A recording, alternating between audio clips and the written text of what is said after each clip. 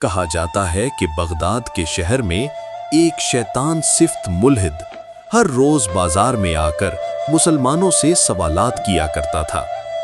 وہ سوالات اتنے عجیب و غریب ہوتے کہ بڑے بڑے علماء بھی پریشان ہو جاتے۔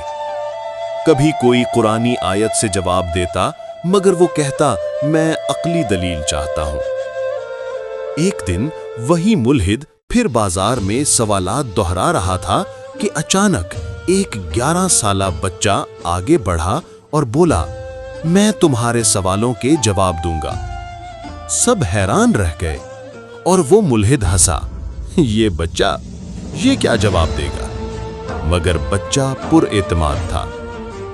سوال نمبر 1، ملحد، اگر تمہارا اللہ ہے تو بتاؤ اسے کس نے پیدا کیا اور اس سے پہلے کیا تھا؟ بچہ، تم الٹی گنتی سناؤ، 10، 9، 8۔ جب وہ 1 پر پہنچا تو بچہ بولا اب پیچھے جاؤ۔ ملحد، 1 کے پیچھے کچھ نہیں۔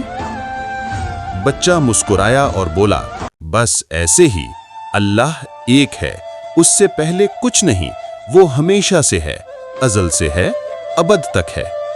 لوگ سبحان اللہ کہہ اٹھے۔ سوال نمبر 2، ملحد، تمہارا اللہ کس چیز سے بنا ہے؟ بچہ، کیا تم نے کبھی مرتے ہوئے انسان کو دیکھا ہے؟ ملحد، ہاں۔ بچہ، مرنے کے بعد وہ حرکت کیوں نہیں کرتا؟ ملحد، اس کی روح نکل گئی۔ بچہ، کیا تم نے روح کو دیکھا؟ بتا سکتے ہو یہ کس چیز کی بنی ہے؟ ملحد، نہیں، میں نہیں دیکھ سکتا۔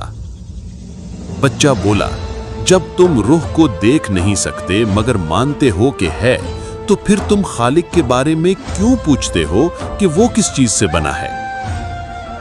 ملحد کے چہرے پر پریشانی چھا گئی۔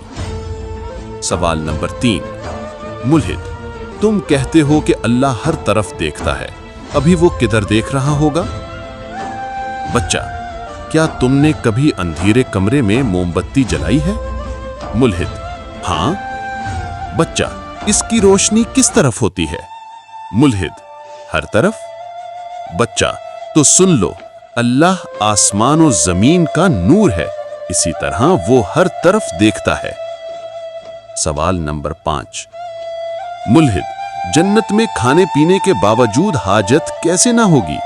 بچہ، 9 ماہ ماں کے پیٹ میں بچہ کھاتا پیتا ہے لیکن کبھی حاجت نہیں ہوتی، ویسے ہی جنت میں بھی اللہ قادر ہے کہ حاجت نہ ہو۔ لوگ حیرت زدہ رہ گئے۔ سوال نمبر 6، ملحد، جہنم کی آگ جنوں پر کیا اثر کرے گی؟ وہ تو آگ سے بنے ہیں۔ بچہ زمین سے مٹی اٹھاتا ہے اور اچانک ملحد کے منہ پر پھینک دیتا ہے۔ ملحد درد سے چلانے لگا، یہ کیا کیا؟ بچہ، تم مٹی سے بنے ہو، پھر بھی مٹی نے تمہیں تکلیف دی، ایسے ہی جنوں کو بھی آگ سے تکلیف ہوگی۔ یہ جواب سن کر پورا بازار سبحان اللہ کی صداؤں سے گونج اٹھا۔ لوگوں نے بچے کو اپنے کاندھوں پر اٹھا لیا اور وہ ملحد ذلیل و خوار ہو کر رہ گیا۔ کہا جاتا ہے کہ وہ بچہ اور کوئی نہیں، حضرت امام جعفر صادق رحمت اللہ علیہ تھے۔